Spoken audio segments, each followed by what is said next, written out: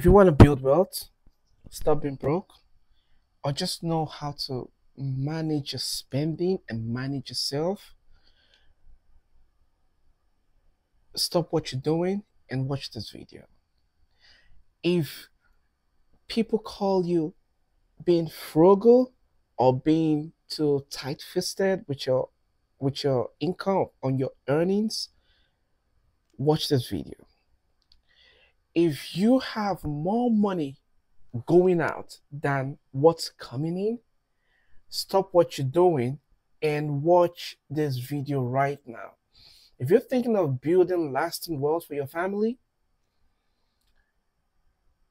stop what you're doing and watch this video, because no one else could have said this any better.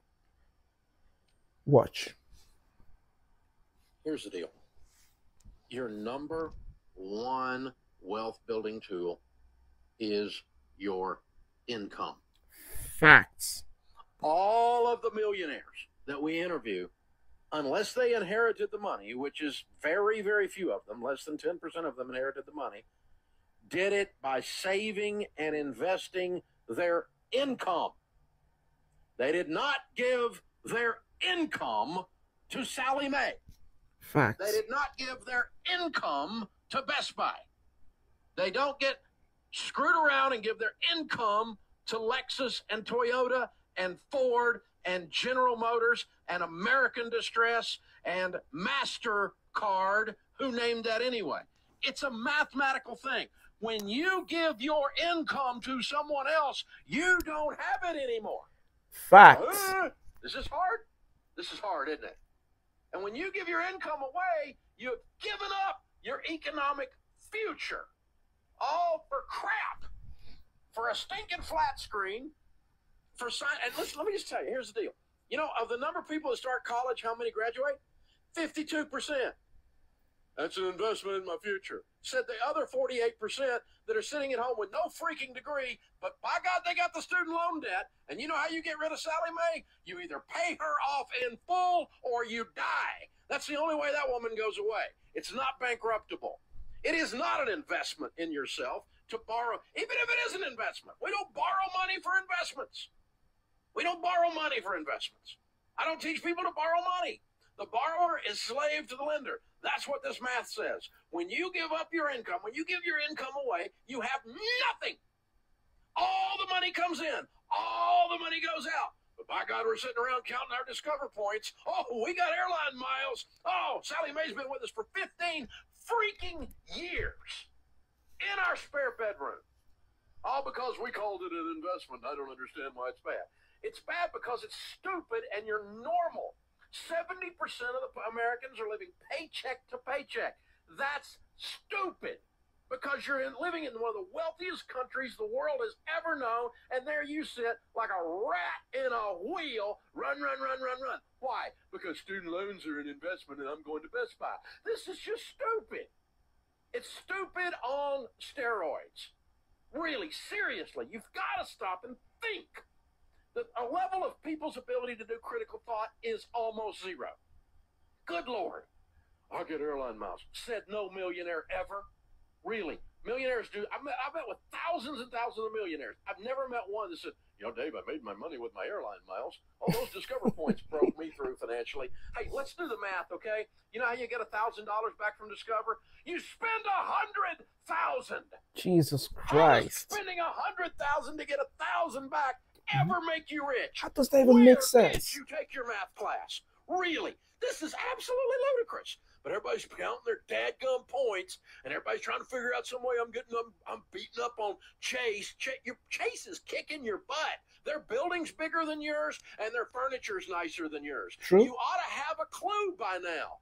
At the car payment. I got a car payment bigger than your house payment, some of you. Average car payment in America now is $499. That's suspiciously like $500. If you take $500 a month and invest it from age 30 to age 70, you'll have, would you believe it? You're going to have over $5 million. And you scratch your head and wonder why you're freaking broke. God, no wonder your no wonder your students have student loans, because you're driving a dadgum $1 million car, $2 million, $3 million car. That's what it's costing you with your stupid car payment to impress somebody at a stoplight that you will never meet, and the thing's going down in value like a rock. We have to stop and think, America.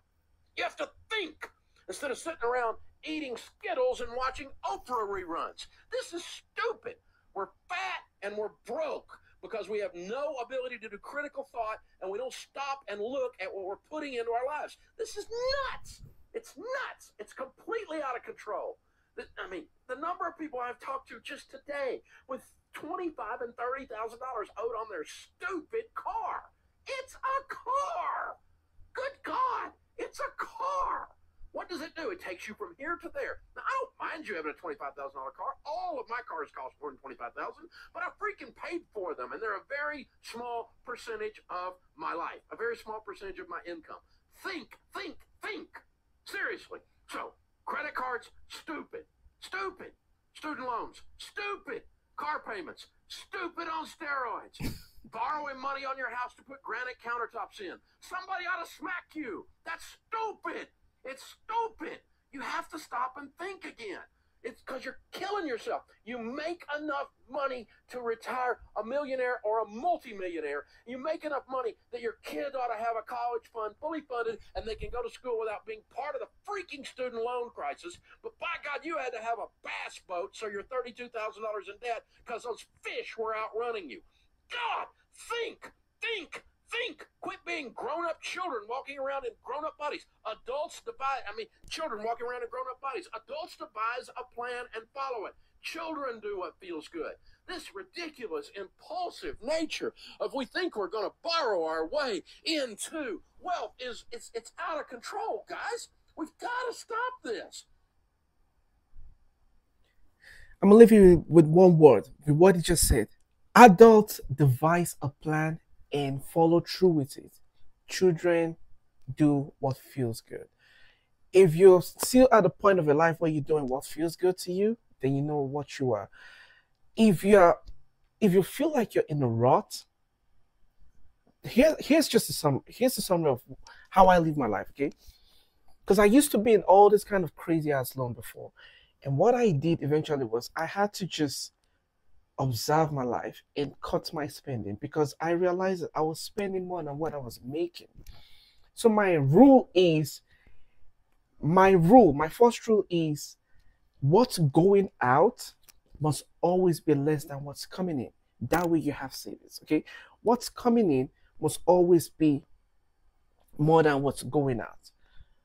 Your income must always be more than your spending. You can't have a spending that's more than your income. Your income must be more than your spending. My rule number 2 is if you don't need it, don't buy it. Okay? If you don't need it, do not buy it. I'm going to repeat myself. If you don't need something, don't buy it. Because that's how you get in there. Rule number 3, do not get a credit card for anything. If you don't need it, you don't need to use credit card payment to pay for anything.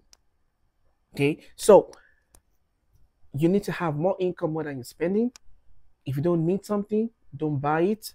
Don't go opening up credit card for things, for depreciable assets. All right, for depreciable assets. Number 4, you got to watch your savings. You need to make sure your savings is going up. And if you have a circle of friends that's encouraging you to keep spending, to keep making spendings that you don't need, you need to cut them off.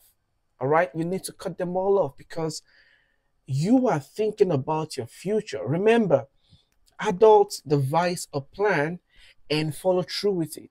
Children do what feels good to them. So you are thinking of your future now. You're at the stage where you're thinking of your future. All right? So, and then the final one that I'll give is you need to always track your spending.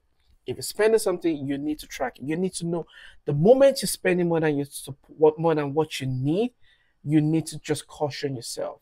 Pull yourself back. Am I spending what I need? Track your spending. Create an Excel sheet. If you don't know how to use Excel, have a Microsoft Word tabularize things, see what's coming in, see what's going out, track your spending. If you don't need it, don't buy it. If you don't have to spend the money, do not spend it. Let it go into your savings, okay?